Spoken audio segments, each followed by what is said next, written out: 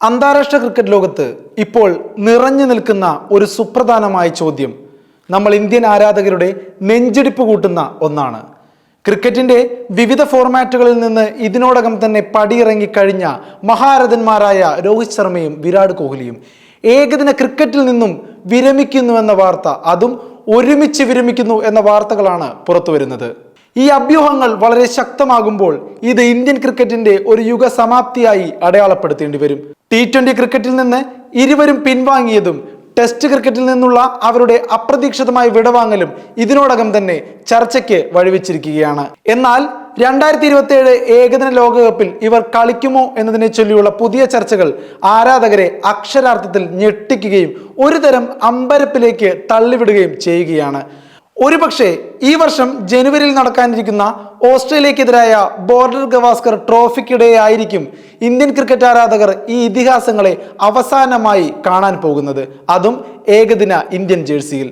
ഈ ഞെട്ടിക്കുന്ന സൂചനകൾ ഇന്ത്യൻ ആരാധകർക്ക് കനത്ത ആഘാതം തന്നെയാണ് സൃഷ്ടിച്ചിരിക്കുന്നത്.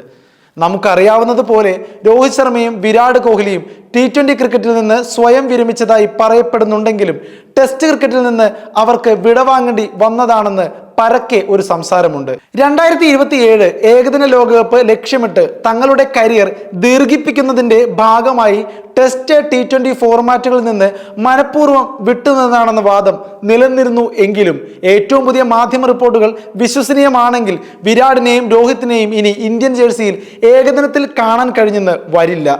ഈ വാർത്തകൾ യാഥാർത്ഥ്യമായാൽ ഒരു ദശാബ്ദത്തോളം ഇന്ത്യൻ ക്രിക്കറ്റിന്റെ മുന്നണിയിൽ നിന്ന് നയിച്ച ഒരു സുവർണ കാലഘട്ടത്തിനാണ് തിരശ്ശീല വീഴുന്നത്.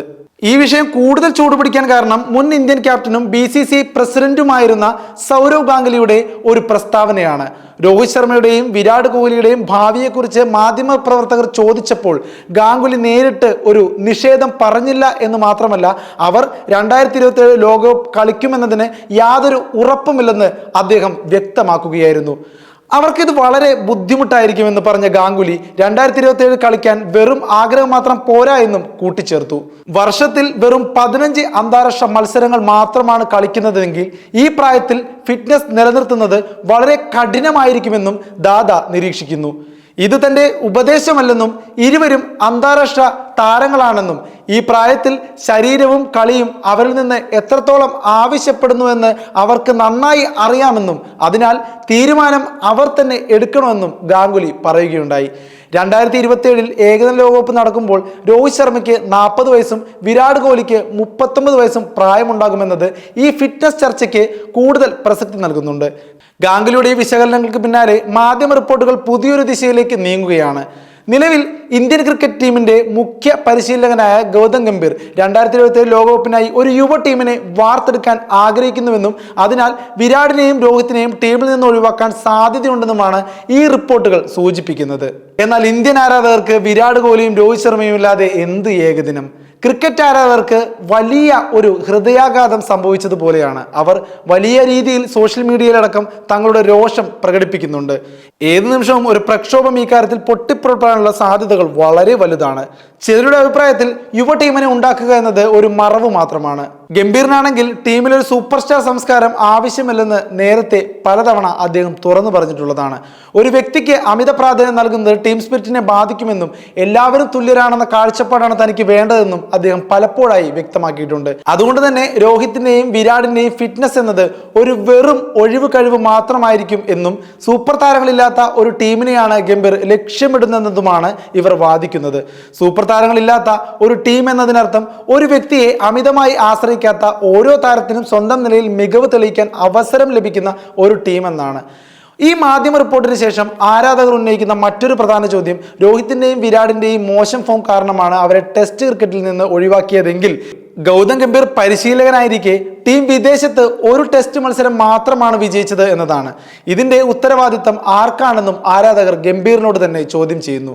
പരിശീലകന്റെ തന്ത്രങ്ങളും ടീമിന്റെ പ്രകടനവും തമ്മിൽ എന്ത് ബന്ധമാണെന്ന ചോദ്യം ഇവിടെ പ്രസക്തമാവുകയാണ്. ഈ വിഷയത്തിൽ പലർക്കും വലിയ ആശയക്കുഴപ്പമുണ്ട്. തീർച്ചയായും രോഹിത് ശർമ്മയും വിരാട് കോഹ്ലിയും 2027 ലോകകപ്പ് കളിക്കണമെന്ന് ഭൂരിഭാഗം പേരും ആഗ്രഹിക്കുന്നുണ്ട്. എന്നാൽ വർഷത്തിൽ വളരെ കുറച്ച് ഏകദിന മത്സരങ്ങൾ മാത്രം കളിച്ചുകൊണ്ട് ഈ പ്രായത്തിൽ ഫിറ്റ്നസ് നിലനിർത്താൻ അവർക്ക് സാധിക്കുമോ എന്ന സംശയവും നിലനിൽക്കുന്നു. നിലനിൽക്കുകയാണ്. മഹേന്ദ്ര സിംഗ് ധോണി ഇപ്പോഴും ഫ്രാഞ്ചൈസി ക്രിക്കറ്റിൽ സജീവമാണെങ്കിലും രാജ്യത്തിന് വേണ്ടി കളിക്കുന്നതും ഫ്രാഞ്ചൈസി ക്രിക്കറ്റിൽ കളിക്കുന്നതും തികച്ചും വ്യത്യസ്തമായ കാര്യങ്ങളാണ്.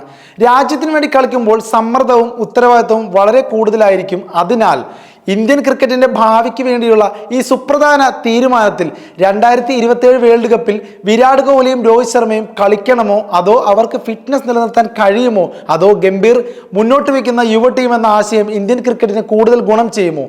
ഈ ഒരു ചോദ്യങ്ങൾക്കെല്ലാം കാലം ഉത്തരം നൽകേണ്ടി വരും. എന്താണ് നിങ്ങളുടെ അഭിപ്രായം? നിങ്ങളുടെ അഭിപ്രായം കമൻ്റായി രേഖപ്പെടുത്തുക. നമുക്ക് ഒന്ന് സംവദിക്കാം.